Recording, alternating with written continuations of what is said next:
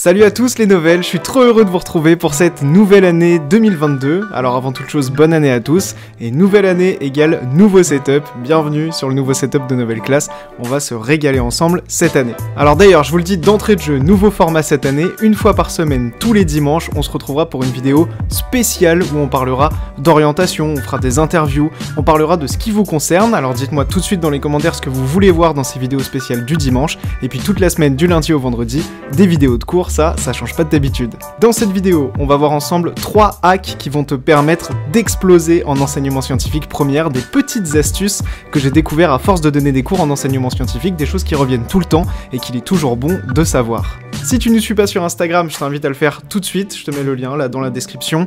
On a lancé aussi sur Instagram un nouveau format avec des quiz toutes les semaines, c'est méga intéressant. Et puis j'ai créé un nouveau concept, pendant 7 jours je t'envoie gratuitement des conseils pour réussir en enseignement scientifique, du conseil le plus simple au conseil le plus précis qui permet vraiment de faire exploser ta moyenne. Pour recevoir ces conseils gratuits, il n'y a rien de plus simple, t'as juste à cliquer sur le lien en première ligne de description et tu recevras ça toute la semaine dans ta boîte mail. On va commencer par parler du chapitre sur les cristaux, et dans ce chapitre, on demande très souvent de calculer la compacité des cristaux. Alors pour rappel, la compacité c'est le volume occupé par les entités dans la maille divisé par le volume total de la maille en question. Et souvent, pour trouver la compacité d'une maille, c'est des calculs assez longs et sur lesquels il est très facile de faire des erreurs de calcul et donc d'avoir une réponse complètement à côté de la plaque, ce qui fait qu'il y a très peu d'élèves qui répondent correctement à la question qui te demande de calculer la compacité d'une maille. Alors comme tu le sais, en première, on voit 3 mailles élémentaires, la maille cubique simple, la maille cubique centrée et la maille cubique face centrée.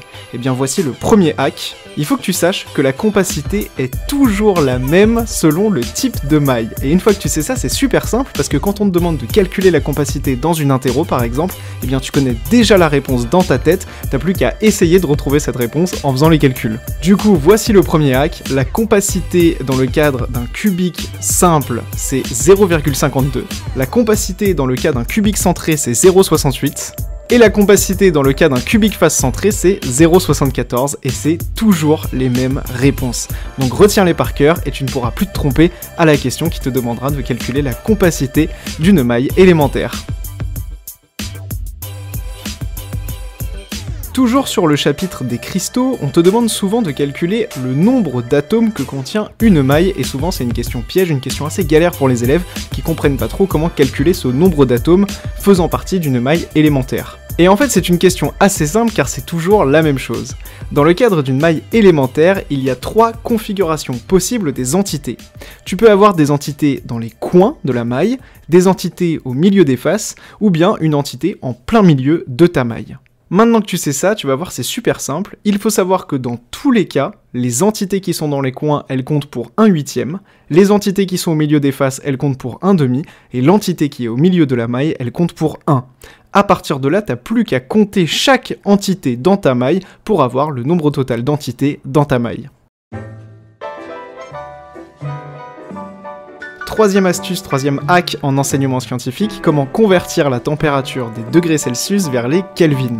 On en a super souvent besoin dans plusieurs chapitres du programme de l'année, donc si tu ne sais pas le faire, bah en fait tu risques de perdre des points dans toutes les interros tout au long de l'année, donc c'est vraiment un hack à savoir dès le début et tu vas voir c'est super simple. On te donne très souvent la température en degrés Celsius dans les énoncés et dans une formule que tu vas utiliser, par exemple la formule de la loi de Wien, tu devras exprimer la température en Kelvin. Et bien pour passer de l'une à l'autre, il te suffit d'ajouter 273 à ta température en degrés Celsius, c'est super simple.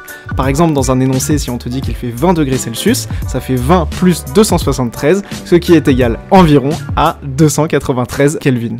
Voilà, ça c'était pour les hacks, les connaissances que tu dois avoir, mais maintenant il faut savoir les appliquer, c'est vraiment ça le secret pour faire décoller ta moyenne en enseignement scientifique. Et pour t'aider, j'ai créé encore une fois 7 jours de conseils gratuits que tu peux recevoir dans ta boîte mail tous les jours pendant une semaine et c'est complètement gratuit en cliquant sur le lien dans la description.